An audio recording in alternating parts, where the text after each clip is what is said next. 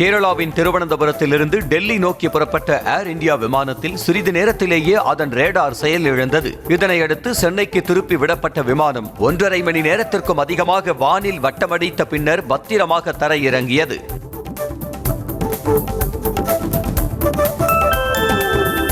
திருவனந்தபுரத்திலிருந்து டெல்லி நோக்கி புறப்பட்ட ஏர் இந்தியா விமானம் தொழில்நுட்ப கோளாறு காரணமாக சென்னைக்கு திருப்பிவிடப்பட்ட நிலையில் விமானம் தரையிறங்க முயன்ற போது அதே ஓடுபாதையில் வேறு விமானம் இருந்ததாக கூறப்படுகிறது. விமானியின் சாதுரியமான முடிவால் விமானம் மீண்டும் மேலே உயர்த்தப்பட்டு பெரும் விபத்து தவிர்க்கப்பட்டது. திருவனந்தபுரத்திலிருந்து 5 எம்பிக்கள் உட்பட நூற்றுக்கணக்கான மக்களுடன் பயணித்த ஏர் இந்தியா விமானம் தொழில்நுட்ப கோளாறு காரணமாக சென்னையில் அவசரமாக தரையிறக்கப்பட்டது. தாமதமாக தொடங்கிய பயணம் துயரமானதாக மாறியதாக MP KC வேணுகோபால் தெரிவித்தார். திறமை மற்றும் அதிர்ஷ்டத்தால் காப்பாற்றப்பட்டதாகவும் பயணிகள் பாதுகாப்பு அதிர்ஷ்டத்தை நம்பியிருக்க முடியாது எனவும் பதிவிட்டார். டெல்லியில் நாடாளுமன்ற உறுப்பினர்களுக்காக புதிதாக கட்டப்பட்ட அடுக்குமாடி குடியிருப்பை பிரதமர் மோடி இன்று திறந்து வைக்கிறார். பாபா கரண் சிங் மார்க் பகுதியில் பிரம்மாண்டமான அடுக்குமாடி குடியிருப்பு கட்டப்பட்டுள்ளது. நாடு முழுவதும் 184 எம்பிக்களுக்கும் அதில் தமிழ்நாட்டைச் சேர்ந்த 20 எம்பிக்களுக்கும் வீடு ஒதுக்கீடு செய்யப்பட்டுள்ளதாக கூறப்படுகிறது. வாக்காளர் பட்டியல் முறைகேடு தொடர்பாக நாடாளுமன்ற வளாகத்தில் இருந்து தேர்தல் ஆணையம் வரை மக்களவை எதிர்க்கட்சித் தலைவர் ராகுல் காந்தி தலைமையில் இந்தியா கூட்டணி எம்பிக்கள் இன்று பேரணியாக செல்ல உள்ளனர். சுமார் 1 கிலோமீட்டர் தூரம் வரை நடைபெறும் இந்த பேரணியில் இந்தியா கூட்டணியைச் சேர்ந்த எம்பிக்கள் பங்கேற்க உள்ளதாக கூறப்படுகிறது.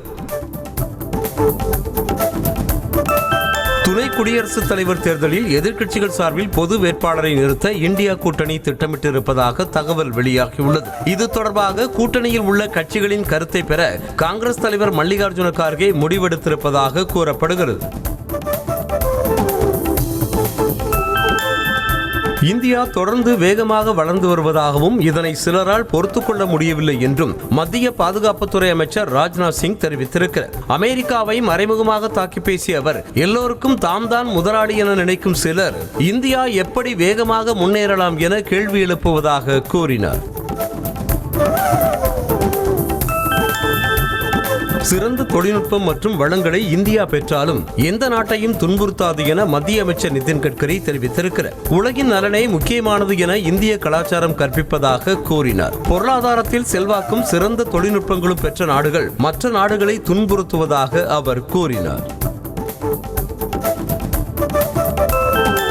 மத்திய அமைச்சரும் திருச்சூர் எம்பியுமான சுரேஷ் கோபியை காணவில்லை என காங்கிரஸ் கட்சியின் மாணவர் அமைப்பினர் திருச்சூர் போலீசில் புகார் அளித்துள்ளனர். 3 மாதங்களாக தொகுதி பக்கமே வரவில்லை என்றும் சத்தீஸ்கரில் கேரள கன்னியாஸ்திரிகள் கைது செய்யப்பட்டதற்கு ஒரு வார்த்தை கூட கண்டனம் தெரிவிக்கவில்லை எனவும் அவர்கள் குற்றம் சாட்டினர்.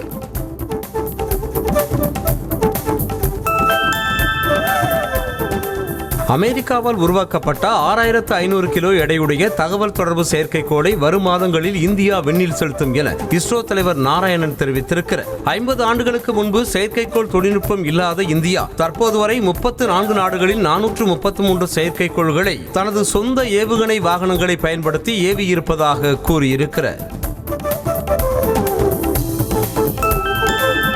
2026-27 கல்வியாண்டு முதல் 9ஆம் வகுப்பில் திறந்த புத்தக மதிப்பீடுகளை ஒருங்கிணைக்கும் புதிய திட்டத்திற்கு மத்திய இடைநிலை கல்வி வாரியமான CBSE ஒப்புதல் அளித்திருக்கிறது. தேசிய கல்விக் கொள்கையின் ஒரு கட்டமாக 9ஆம் வகுப்பில் புத்தகங்களை பார்த்து தேர்வு எழுதும் வகையில் திறந்த புத்தக மதிப்பீடுகளை ஒருங்கிணைக்கும் புதிய திட்டத்திற்கு ஒப்புதல் அளித்திருக்கிறது. இமாச்சல் பிரதேசத்தில் இன்று முதல் 4 நாட்களுக்கு ஆரஞ்சு அலர்ட் விடுக்கப்பட்டுள்ளது. இதனையடுத்து மாநிலம் முழுவதும் 360 சாலைகள் தற்காலிகமாக மூடப்பட்டுள்ளன. சனிக்கிழமை இரவு முதல் ஞாயிற்றுக்கிழமை காலை வரை பெய்த கனமழையால் பல இடங்களில் நிலச்சரிவு ஏற்பட்டதால் சுற்றுலா பயணிகள் கடும் பாதிப்புக்கு ஆளாகினர். தமிழ்நாட்டில் இன்று முதல் அடுத்த 6 நாட்கள் மழைக்கு வாய்ப்புள்ளதாக சென்னை வானிலை ஆய்வு மையம் தெரிவித்திருக்கிறது. இது தொடர்பாக வெளியிட்டுள்ள அறிக்கையில் ஓரிரு இடங்களில் லேசானது முதல் மிதமான மழை பெய்யும் என கணிக்கப்பட்டுள்ளது.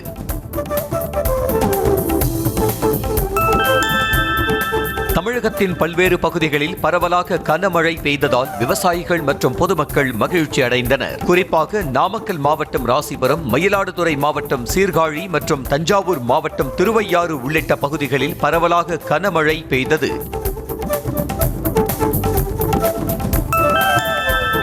மற்றும் திருப்பூரில் இன்று நடைபெறும் நிகழ்வுகளில் பங்கேற்கும் முதலமைச்சர் மு க ஸ்டாலின் அரசு நலத்திட்ட உதவிகளை வழங்குகிறார். இதனைத் தொடர்ந்து பொள்ளாச்சி உடுமலை சாலையில் உள்ள நீர்வளத்துறை கண்காணிப்பு பொறியாளர் அலுவலக வளாகத்தில் அமைக்கப்பட்டுள்ள காமராசர் சிலை முன்னாள் மத்திய அமைச்சர் சி சுப்பிரமணியம், முன்னாள் எம்எல்ஏ பழனிசாமி, நா மகாலிங்கம் உள்ளிட்டோரின் சிலைகளை திறந்து வைக்கிறார். தமிழ்நாடு முழுவதும் தேர்தல் சுற்றுப்பயணம் மேற்கொண்டுள்ள எதிர்க்கட்சித் தலைவர் எடப்பாடி பழனிசாமி இன்று கிருஷ்ணகிரி மாவட்டத்தில் 3ஆம் கட்ட சுற்றுப்பயணத்தை தொடங்குகிறார். கிருஷ்ணகிரி மாவட்டத்தில் தளி, ஒசூர் மற்றும் வேப்பனஹள்ளி ஆகிய சட்டமன்ற தொகுதிகளில் இன்று பிரச்சாரம் மேற்கொள்கிறார். இதனைத் தொடர்ந்து வேலூர், திருவண்ணாமலை உள்ளிட்ட மாவட்டங்களில் 28ஆம் தேதி வரை பிரச்சாரம் செய்கிறார். தமிழ்நாட்டையே உலுக்கிய நாமக்கல் கிட்னி திருட்டு விவகாரத்தில் விசாரணை குழுவின் அறிக்கையை சுகாதாரத்துறை வெளியிட்டிருக்கிறது. அதில் திருச்சி சித்தார் மருத்துவமனை மற்றும் தனலட்சுமி ஸ்ரீனிவாசன் மருத்துவக் கல்லூரி மருத்துவமனை ஆகியவை கிட்னி திருடி விற்பனை செய்து முறைகேட்டில் ஈடுபட்டதை விசாரணை குழு உறுதி செய்திருக்கிறது.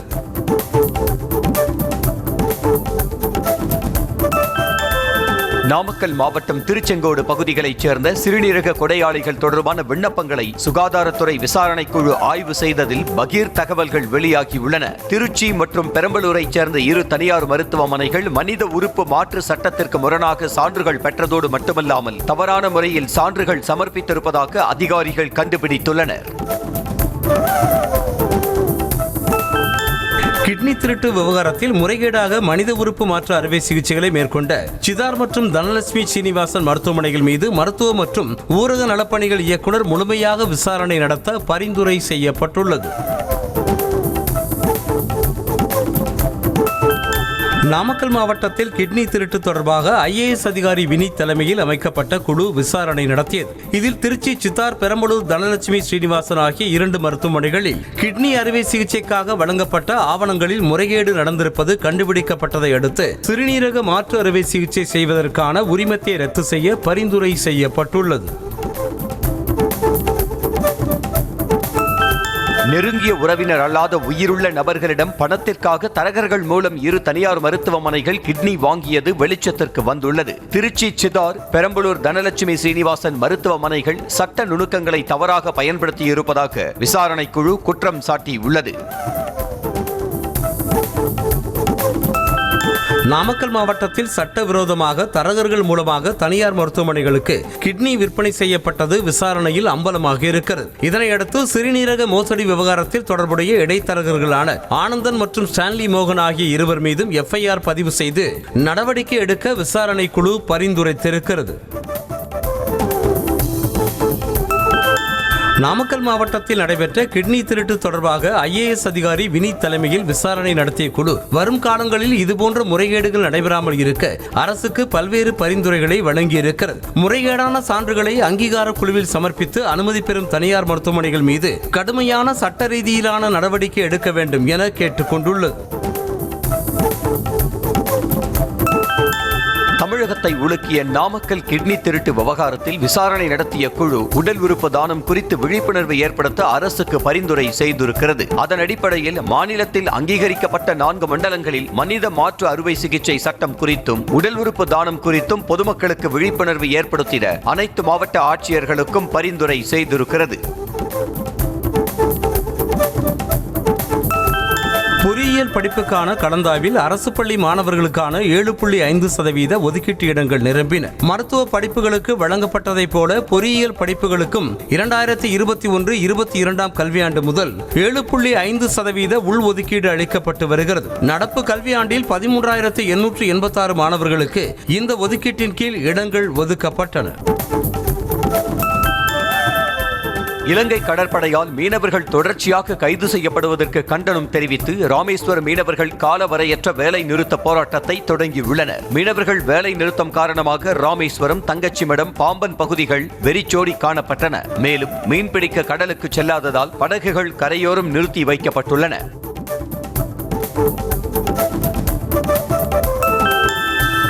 விழுப்புரத்தில் இடி மின்னலோடு கொட்டி தீர்த்த கனமழை காரணமாக தாழ்வான பகுதிகளில் உள்ள வீடுகளுக்குள் மழைநீர் புகுந்ததால் மக்கள் சிரமத்திற்கு ஆளாகினர். திருப்பசாவடிமேடு, சிந்தாமணி, சாலாமேடு, பில்லூர் உள்ளிட்ட பகுதிகளில் சூறைக்காற்றுடன் வெளுத்து வாங்கிய கனமழையால் சாலையில் மழை நீர் தேங்கியது.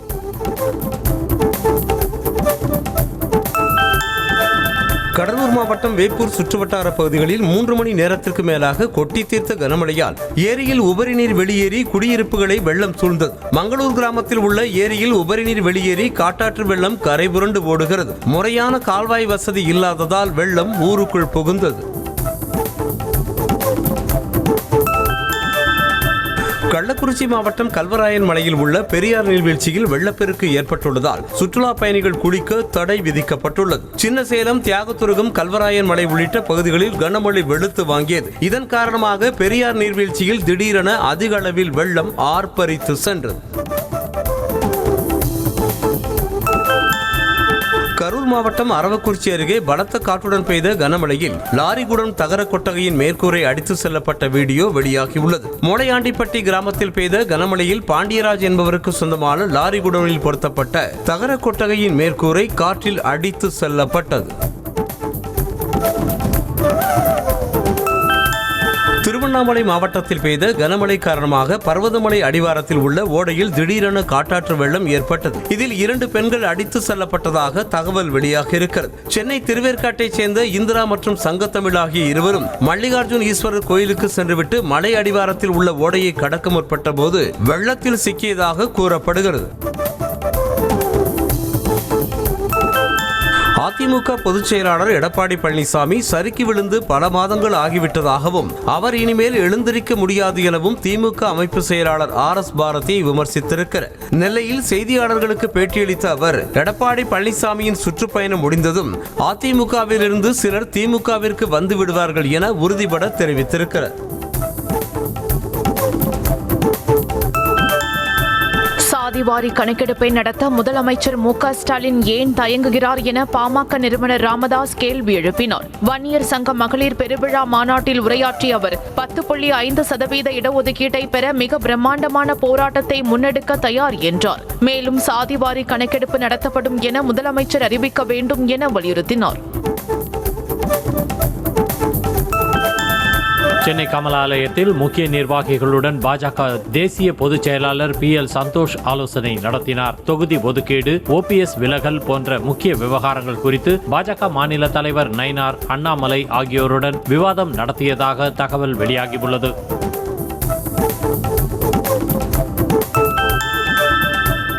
இந்திய தேர்தல் ஆணையத்தின் மோசடியை கண்டித்து தமிழ்நாடு காங்கிரஸ் தலைவர் செல்வ பெருந்தகை தலைமையில் சென்னையில் இன்று ஆர்ப்பாட்டம் நடைபெற உள்ளது. ராகுல் காந்தி தோல் உரித்து காட்டிய தேர்தல் ஆணையத்தின் மோசடிகளையும் பாஜகவின் வெற்றிக்கு துணை போவதையும் கண்டிக்கும் வகையில் இன்று மாலை 4 மணிக்கு ஆர்ப்பாட்டம் நடத்த உள்ளதாக செல்வ பெருந்தகை அறிவித்திருக்கிறார்.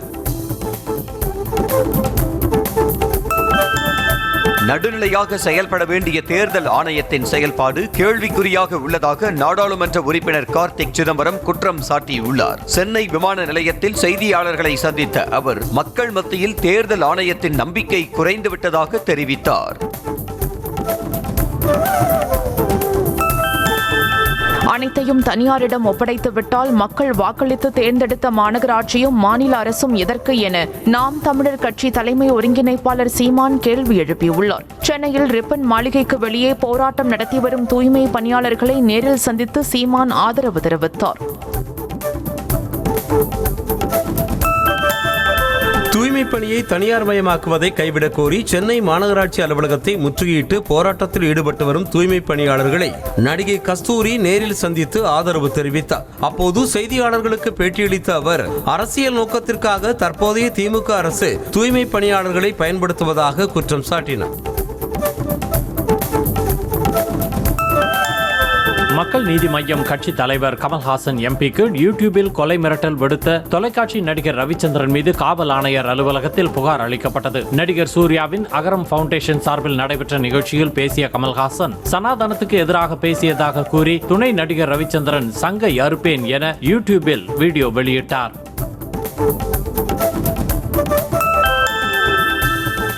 சென்னையில் இன்று முதல் கூடுதல் மின்சார பேருந்துகள் மக்கள் பயன்பாட்டுக்கு வரும் என அறிவிக்கப்பட்டுள்ளது. அதன்படி 135 மின்சார பேருந்துகள் மற்றும் 55 குளிர்சாதன பேருந்துகள் சேவையை தொடங்குவதாக மாநகர போக்குவரத்து கழகம் தெரிவித்திருக்கிறது.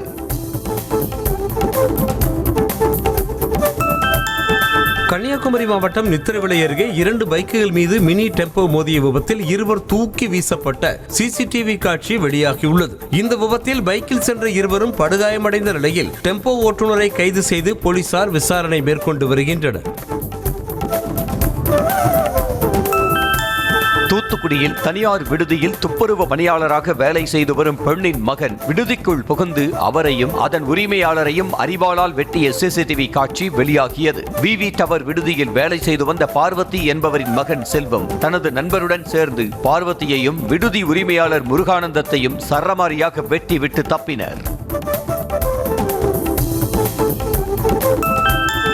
விழுப்புரம் மாவட்டம் கோனூரில் அடமானமாக வைத்த நிலம் விற்கப்பட்டதால் முன்னாள் ஊராட்சி மன்ற தலைவர் விஷமருந்தி தற்கொலை செய்து கொண்டார். முன்னாள் ஊராட்சி மன்ற தலைவர் ஸ்ரீபதி என்பவர் தனது நண்பருக்காக நிலத்தை அடமானம் வைத்து அண்ணாமலை என்பவரிடம் 35 லட்சம் ரூபாயை கடனாக வாங்கியிருக்கிறார். அசலை திருப்பி கொடுக்காததால் அந்த நிலத்தை அண்ணாமலை விற்றதாக கூறப்படுகிறது. திருப்பூர் மாவட்டம் பல்லடத்தில் இலவச வீட்டுமனை பட்டா வழங்காததை கண்டித்து 80க்கும் மேற்பட்டோர் வட்டாட்சியர் அலுவலகத்தை முற்றுகையிட்டு போராட்டத்தில் ஈடுபட்டனர். செம்மிபாளையம் பகுதியில் வசிக்கும் மக்களுக்கு முதல்வர் நிகழ்ச்சியில் பட்டா வழங்கப்படும் என தெரிவித்த நிலையில் இதுவரை வழங்கப்படவில்லை என கூறப்படுகிறது.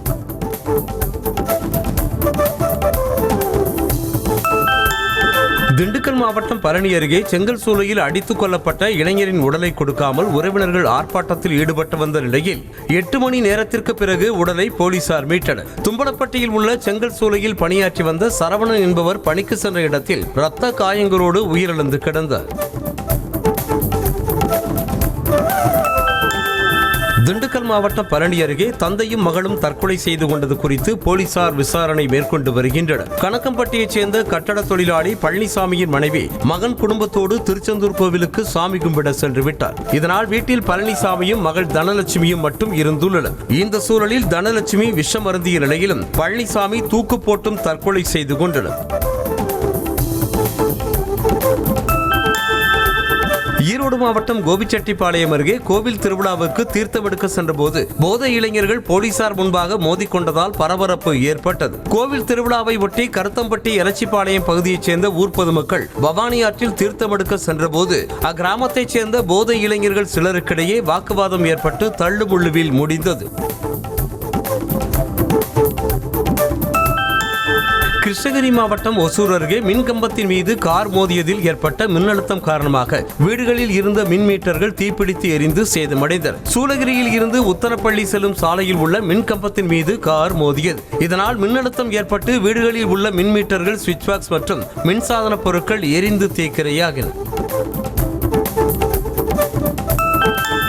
மதுரை மாவட்டம் உசிலம்பட்டி அருகே வீட்டின் முன்பு நிறுத்தி வைக்கப்பட்டிருந்த பாஜக நிர்வாகியின் காரை பெட்ரோல் ஊற்றி எரித்த மர்ம நபர்கள் குறித்து புகார் அளித்தும் நடவடிக்கை எடுக்கவில்லை என குற்றச்சாட்டு எழுந்திருக்கிறது. பாப்பிநாயக்கன்பட்டி கிராமத்தைச் சேர்ந்த பாஜகவின் விவசாய அணி மாநில செயற்குழு உறுப்பினரான தர்மராஜா என்பவரின் காரை கடந்த மாதம் 13ஆம் தேதி இருசக்கர வாகனத்தில் வந்த இருவர் தீயிட்டு கொளுத்தினர்.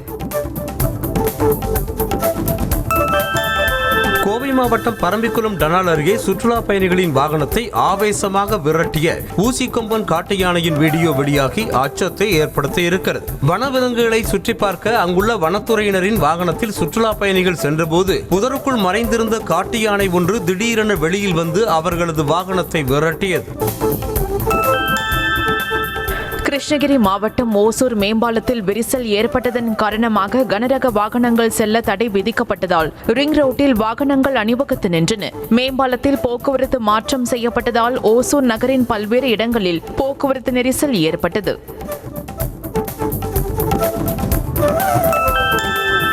மதுரை மாவட்டம் அலங்காநல்லூர் அருகே கொள்முதல் நிலையத்தில் நெல் மூட்டைகள் மழையில் நனைந்து சேதமடைந்த நிலையில் மூட்டைக்கு 60 ரூபாய் வசூல் செய்வதாக விவசாயிகள் குற்றம் சாட்டினர். வைரவநத்தம் நெல் கொள்முதல் நிலையத்தில் போதிய பாதுகாப்பு வசதியின்றி நெல் மூட்டைகள் மழையில் நனைந்ததால் அவற்றை உலர்த்த ஆட்களை வைத்து கூலி வழங்கி வருவதாக விவசாயிகள் வேதனை தெரிவித்தனர்.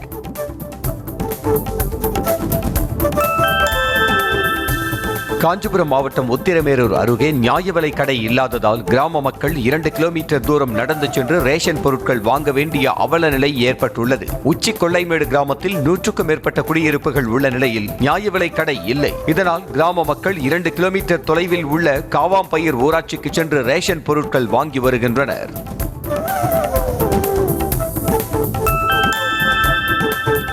திருச்சி சமயபுரம் அருகே தேசிய நெடுஞ்சாலையில் குப்பையில் கிடந்த மனித எலும்புக்கூடை கைப்பற்றி போலீசார் விசாரணை மேற்கொண்டு வருகின்றனர். தேசிய நெடுஞ்சாலையில் சர்வீஸ் சாலை அமைக்கும் பணியில் ஈடுபட்டிருந்த ஊழியர்கள் அப்பகுதியில் குவிந்து கிடந்த குப்பையில் மனித எலும்புக்கூடு கிடப்பதை கண்டு போலீசாருக்கு தகவல் தெரிவித்தனர். விசாரணையில் அது ஒரு பெண்ணின் எலும்புக்கூடு என்பது தெரிய வந்தது.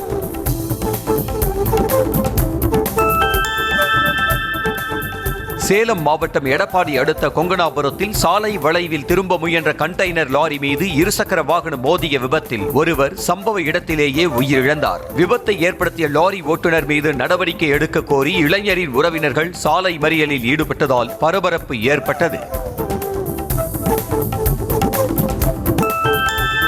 திருவள்ளூர் மாவட்டம் வேப்பம்பட்டில் பேக்கரியில் ஓசி பொருட்களை கேட்ட ரகளையில் ஈடுபட்ட இளைஞர்கள் அதனை உரிமையாளர் தர மறுத்ததால் ஆத்திரமடைந்து கடையில் இருந்த பொருட்களை எடுத்து சாலையில் வீசி அட்டகாசத்தில் ஈடுபட்டனர். மேலும் தட்டி கேட்டவரை அரிவாளால் வெட்டிய அதே பகுதியைச் சேர்ந்த அருண் மற்றும் கோபாலை போலீசார் கைது செய்தனர்.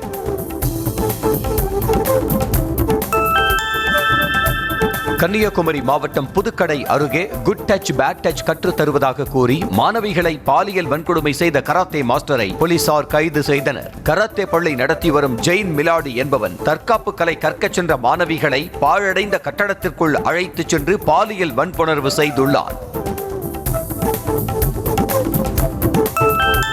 கிருஷ்ணகிரி மாவட்டம் ஊத்தங்கரை அருகே கடித்த பாம்பை கையோடு சிகிச்சைக்கு எடுத்து சென்றதால் மருத்துவமனையில் சிறிது நேரம் பரபரப்பு ஏற்பட்டது. தேவி என்பவரை பாம்பு கடித்த நிலையில் அவரது உறவினர்கள் மருத்துவமனைக்கு அழைத்து சென்றபோது பாம்பையும் பிடித்து சென்றனர். தருமபுரி மாவட்டத்தில் கிங்டம் படத்தை திரையிடக்கூடாது என நாம் தமிழர் கட்சியினர் திரையரங்கிற்குள் நுழைந்து முற்றுகை போராட்டத்தில் ஈடுபட்டனர். ஈழ தமிழர்களை இழிவுபடுத்தும் வகையில் எடுத்திருப்பதாகவும் படத்தை திரையிடக்கூடாது எனவும் அவர்கள் முழக்கம் எழுப்பினர்.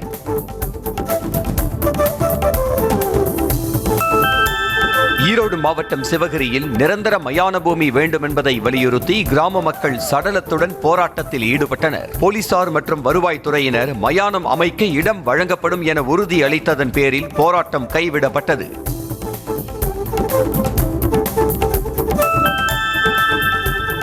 தென்காசியில் புதிதாக திறக்கப்பட்ட துணிக்கடையில் ₹1 டி ஷர்ட் விற்கப்பட்டதை அறிந்து அங்கு இளைஞர்கள் திரண்டதால் போக்குவரத்து பாதிக்கப்பட்டது. தகவல் அறிந்து சம்பவ இடத்திற்கு சென்ற போலீசார் அனுமதியின்றி கூட்டத்தை கூட்டியதாக கடை உரிமையாளர் மீது வழக்கு பதிவு செய்தனர்.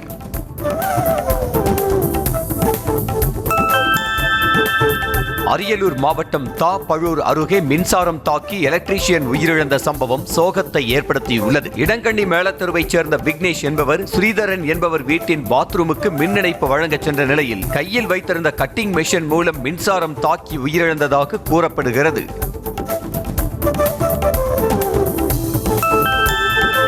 கிருஷ்ணகிரி மாவட்டம் கிட்டம்பட்டியில் உலக இளைஞர்கள் தினத்தை ஒட்டி 10 மணி நேரம் இடைவிடாது சிலம்பம் சுற்றி 13 வயது மாணவன் நோபல் உலக சாதனை புத்தகத்தில் இடம் பிடித்தான். இந்த சாதனையை அங்கீகரித்த நோபல் புத்தகத்தின் முனைவர் ஹேமலதா அதற்கான சான்றிதழ் மற்றும் பதக்கத்தை வழங்கி கௌரவித்தார்.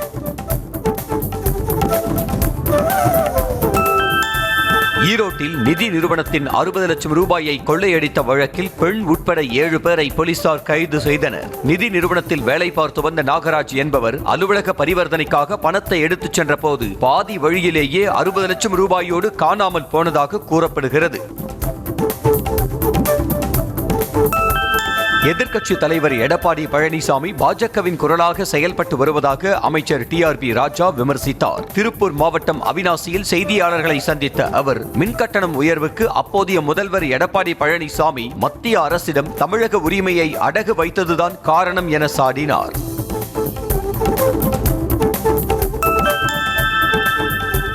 பொள்ளாச்சி அருகே வடமாநில கட்டட தொழிலாளி அடித்துக் கொல்லப்பட்ட வழக்கில் தொடர்புடைய நபரை மேற்கு வங்கத்தில் போலீசார் கைது செய்தனர். சின்னாம்பாளையம் டாஸ்மாக் அருகே ஜூலை 31ஆம் தேதி இரத்த காயங்களுடன் கிடந்த சடலம் யார் என விசாரித்ததில் அவர் மேற்கு வங்கத்தைச் சேர்ந்த ராகேஷ் தாஸ் என தெரிய வந்தது. அவருடன் வேலை செய்த 4 பேர் மது போதையில் கொலை செய்தது தெரிய வந்து மற்ற 3 போலீசார் தேடி வருகின்றனர். கடலூர் மாவட்டம் சிதம்பரம் அருகே பள்ளி சிறுமியிடம் அத்துமீறலில் ஈடுபட்ட நபரை போலீசார் போக்சோ சட்டத்தின் கீழ் கைது செய்தனர். முள்ளிப்பள்ளம் பகுதியைச் சேர்ந்த செல்வமணி என்பவர் அதே பகுதியைச் சேர்ந்த பள்ளிக்கு செல்லும் சிறுமியை காதலிக்க சொல்லி வற்புறுத்தி அத்துமீறலில் ஈடுபட்டதாக கூறப்படுகிறது. இந்தியாவின் 79வது சுதந்திர தின விழாவை முன்னிட்டு நாமக்கல் மாவட்டம் குமாரபாளையம் அடுத்த தனியார் கல்லூரியில் பரதநாட்டிய விழா நடைபெற்றது. இதில் பல்வேறு மாநிலங்களைச் சேர்ந்த கலைஞர்கள் பங்கேற்று நடனமாடியது பார்வையாளர்களை வெகுவாக கவர்ந்தது.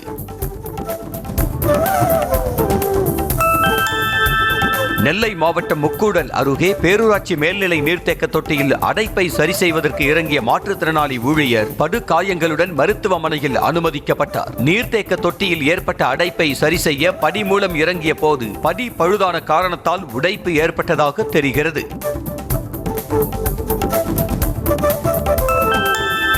திண்டுக்கல் மாவட்டம் கொடைக்கானலில் வாரச்சந்தையில் காட்டெருமை உலா வந்ததால் பரபரப்பு ஏற்பட்டது. மலைப்பகுதியில் கடந்த மாதங்களாக வனவிலங்குகள் நகர்ப்பகுதியில் உலா வருவதும் விளைநிலங்களை சேதப்படுத்துவதும் வாடிக்கையாக இருந்த நிலையில் வனவிலங்குகளை பிடிக்க நடவடிக்கை எடுக்க வேண்டும் என மக்கள் கோரிக்கை விடுத்தனர். சிவகங்கை மாவட்டம் மானாமதுரையில் முத்துமாரியம்மன் கோயில் திருவிழாவில் நெருங்கிய ஆண் உறவினர்கள் மீது பெண்கள் மஞ்சள் தண்ணீரை ஊற்றி விளையாடி மகிழ்ந்தனர். மஞ்சள் நீராட்டு விழாவை ஒட்டி அம்மனுக்கு மஞ்சளால் அபிஷேகம் செய்யப்பட்டது. இதனைத் தொடர்ந்து அம்மனுக்கு அபிஷேகம் செய்யப்பட்ட மஞ்சள் நீரை பெண்கள் முறைப்பையின் மீது ஊற்றி விழாவை கொண்டாடினர். திருச்சி மாவட்டம் துறையூர் அடுத்த சிறுநாவலூர் பகுதியில் உள்ள பெரிய ஏரியில் 10 கிராம மக்கள் பங்கேற்ற மீன்பிடி திருவிழா நடைபெற்றது. இதில் பங்கேற்றவர்களுக்கு ஜிலேபி, கெண்டை, கெளுத்தி உள்ளிட்ட பல்வேறு நாட்டு வகை மீன்கள் கிடைத்ததாக தெரிவித்தனர். கரூர் மாவட்டம் நெரூர் அக்னீஸ்வரர் கோவிலின் 16ஆம் ஆண்டு நாத உற்சவ விழா வெகு விமரிசையாக நடைபெற்றது. 300க்கும் மேற்பட்ட நாதஸ்வர கலைஞர்கள் மற்றும் தவில் வித்வான்கள் சுமார் 2 மணி நேரத்திற்கு மேலாக சிவபெருமானின் பாடல்களை இசைத்தது பக்தர்களை வெகுவாக கவர்ந்தது.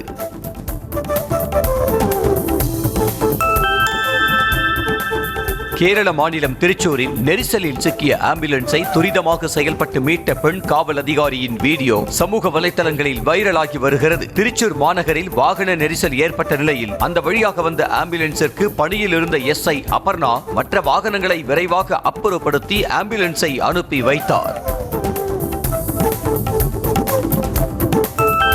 கேரள மாநிலம் திருச்சூர் மாவட்டத்தில் நோயாளிகளை ஏற்றி சென்ற தனியார் ஆம்புலன்ஸ் மற்றும் எதிரே வந்த காரும் நேருக்கு நேர் மோதி விபத்துக்குள்ளான பதைக்க வைக்கும் சிசிடிவி காட்சி வெளியாக இருக்கிறது. குணனங்குளம் பகுதியில் ஏற்பட்ட விபத்தில் காரில் பயணம் செய்த புஷ்பா மற்றும் ஆம்புலன்ஸில் இருந்த முதியவர் குஞ்சிராமன் ஆகிய இருவரும் உயிரிழந்தனர்.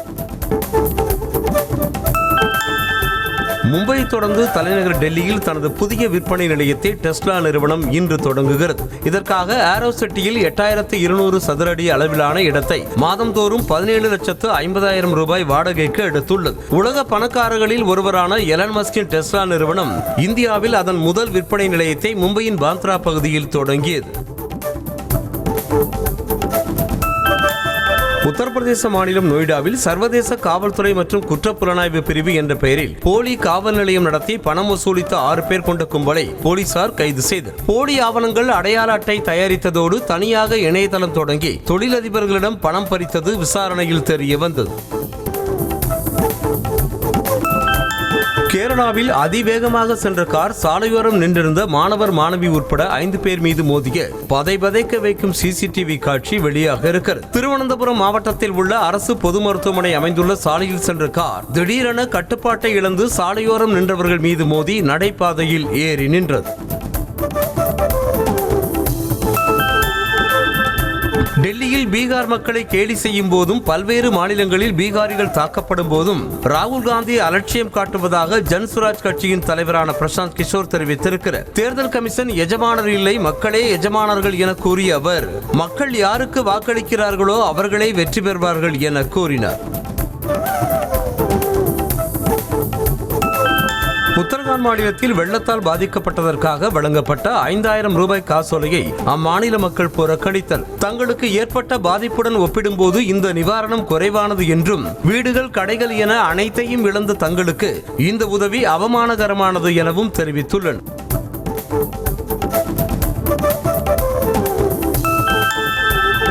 தெலங்கானா மாநிலம் கம்மம் மாவட்டத்தில் மந்திரவாதி என்ற சந்தேகத்தில் இளைஞர் அடித்துக் கொல்லப்பட்ட சம்பவம் பரபரப்பை ஏற்படுத்தியுள்ளது. கொத்திக்கோயிலா கிராமத்தைச் சேர்ந்த பொடியம் கங்கி என்ற 15 வயது சிறுமி உயிரிழந்ததற்கு அதே கிராமத்தைச் சேர்ந்த ராஜு என்பவர் வைத்த பில்லி சூனியம்தான் காரணம் என்ற சந்தேகத்தின் பெயரில் அவரை அடித்துக் கொன்றனர்.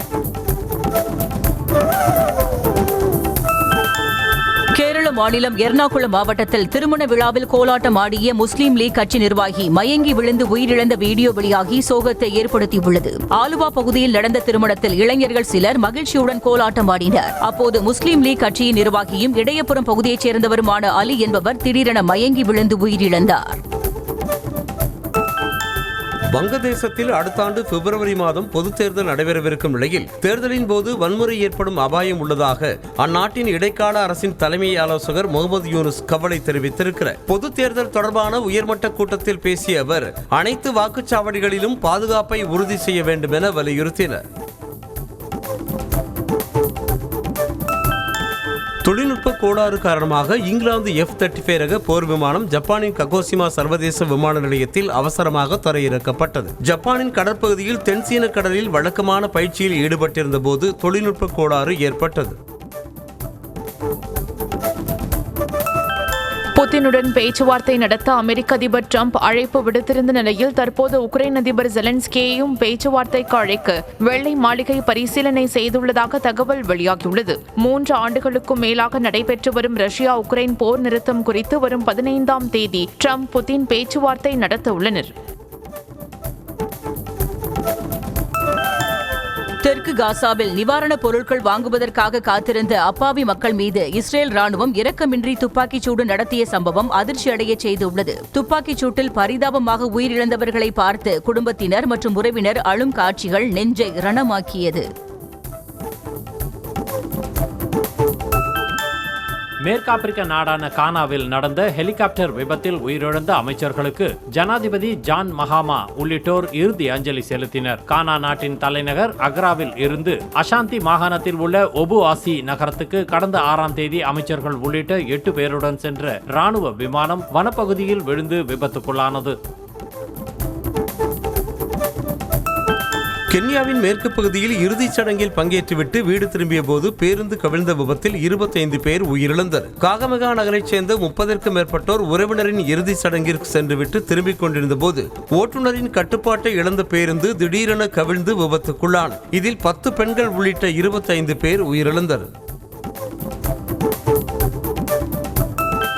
சீனா தலைநகர் பெய்ஜிங்கில் திறக்கப்பட்ட ரோபோக்களால் நடத்தப்படும் உணவகம் மற்றும் விற்பனையகத்திற்கு மக்கள் அமோக வரவேற்பு அளித்தனர். வரவேற்பாளர், பார்டெண்டர், சப்ளையர் என மனிதர்கள் செய்யும் அத்தனை செயல்களையும் ரோபோக்கள் செய்வதை பார்த்து பார்வையாளர்கள் பரவசமடைந்தனர். மருத்துவர்களை விட செயற்கை நுண்ணறிவு தொழில்நுட்பம் சிறப்பாக செயல்படுவதாக எலான் மஸ்க் தெரிவித்திருக்கிறார். ChatGPT மூலமாக புற்றுநோயில் இருந்து மீண்டு வந்தது குறித்து பெண் ஒருவர் பேசிய வீடியோவிற்கு பதிலளித்த எலான் மஸ்க், உலகம் முழுவதும் இந்த தொழில்நுட்பம் வேகமாக வளர்ந்து வருவதாகவும் பல்வேறு துறைகளில் சிறந்து விளங்கும் ஒன்றாக மேம்பட்டுள்ளதாகவும் கூறினார். பாலஸ்தீன கால்பந்தின் பீலே என்று அழைக்கப்பட்ட சுலைமான் அல் உபைத் இஸ்ரேல் தாக்குதலில் உயிரிழந்தார். 41 வயதான சுலைமான் ஆகஸ்ட் 6ஆம் தேதி காசாவில் உள்ள உணவு விநியோக மையத்தில் உணவிற்காக தனது குழந்தைகளோடு வரிசையில் காத்திருந்த போது இஸ்ரேல் படைகளின் தாக்குதலால் கொல்லப்பட்டார். T20 கிரிக்கெட் போட்டிகளில் தொடர்ச்சியாக அதிக வெற்றிகளை பதிவு செய்து ஆஸ்திரேலிய அணி சாதனை படைத்திருக்கிறது. தென்னாப்பிரிக்க அணிக்கு எதிரான போட்டியில் 17 ரன்கள் வித்தியாசத்தில் ஆஸ்திரேலியா வெற்றி பெற்றது. இதன் மூலம் தொடர்ச்சியாக 9 வெற்றிகளை பெற்று ஆஸ்திரேலியா சாதனை படைத்திருக்கிறது. தென்னாப்பிரிக்காவிற்கு எதிரான T20 போட்டியில் ரிக்கல்டன் அடித்த பந்தை ஆஸ்திரேலிய அணி வீரர் மேக்ஸ்வெல் கேட்ச் பிடித்த வீடியோ இணையத்தில் வைரலாகி வருகிறது. பந்து சிக்ஸருக்கு போகும் என அனைவரும் எதிர்பார்த்த நிலையில் பந்தை அந்தரத்தில் பாய்ந்து தடுத்து கேட்ச் பிடித்தார். இந்த போட்டியில் 17 ரன்கள் வித்தியாசத்தில் ஆஸ்திரேலியா வெற்றி பெற்றது. இசையமைப்பாளர் அனிருத்துடன் எடுத்த புகைப்படத்தை இயக்குனர் லோகேஷ் கனகராஜ் தனது எக்ஸல பக்கத்தில் பகிர்ந்திருக்கிறார். நடிகர் ரஜினிகாந்த் மற்றும் இயக்குனர் லோகேஷ் கனகராஜ் கூட்டணியில் உருவாகியிருக்கும் கூலி திரைப்படத்திற்கு அனிருத் இசையமைத்திருக்கிறார். இந்த திரைப்படம் வரும் 14ஆம் தேதி வெளியாகிறது. இன்டர்நேஷனல் சென்சேஷன் SS ராஜமௌலியின் பாகுபலி தி எபிக் டீசர் விரைவில் வெளியாக உள்ளதாக படக்குழு அறிவித்திருக்கிறது. இந்த திரைப்படத்தின் ப்ரீ லுக் போஸ்டர் வெளியாகி ரசிகர்கள் மத்தியில் கவனத்தை ஈர்த்திருக்கிறது. பாகுபலி திரைப்படத்தின் 2 பாகங்களையும் ஒன்றாக்கி சில காட்சிகளை நீக்கி ஒரே பாகமாக பாகுபலி தி எபிக் என்ற பெயரில் படம் வெளியாக உள்ளது. நடிகர் கிங்காங் மற்றும் அவரது மகள் மருமகன் ஆகியோர் விஜய் சேதுபதியின் அலுவலகத்திற்கு சென்றுள்ளனர். அங்கு மணமக்களை நடிகர் விஜய் சேதுபதி வாழ்த்தி அவர்களோடு புகைப்படம் எடுத்துக் கொண்டார். இது தொடர்பான வீடியோவை கிங்காங் சமூக ஊடகங்களில் பகிர்ந்திருக்கிறார். அண்மையில் கிங்காங்கின் மகள் திருமணம் சென்னையில் வெகு சிறப்பாக நடைபெற்றது. சின்னத்திரை நடிகர் சங்க தேர்தலில் நடிகர் பரத் வெற்றி பெற்று அச்சங்கத்தின் புதிய தலைவராக தேர்ந்தெடுக்கப்பட்டார். சென்னை விருகம்பாக்கத்தில் சின்னத்திரை நடிகர் சங்கத்திற்கான தேர்தல் நடைபெற்றது. இதில் சங்கத்தின் முன்னாள் தலைவர் ரவிவர்மா தலைமையில் உழைக்கும் கரங்கள் என்ற அணி, நடிகர் பரத் தலைமையில் சின்னத்திரை வெற்றி அணி உள்ளிட்ட 4 அணிகள் போட்டியிட்டன. திருவண்ணாமலை மாவட்டம் மங்கலம் அடுத்த நூங்காம்பாடி கிராமத்தில் பெரியாண்டவர் என்கிற கூட்டக்காரர் கோயில் மூப்பிசை திருவிழாவை ஒட்டி ஏராளமானோர் காப்பு கட்டி குதிரை பொம்மைகளை காணிக்கை வழங்கி நேர்த்தி கடன் செலுத்தினர். அதனைத் தொடர்ந்து ஆடு, கோழி உள்ளிட்டவை பலியிடப்பட்டு மூப்பிசை விழா வெகு விமரிசையாக நடைபெற்றது.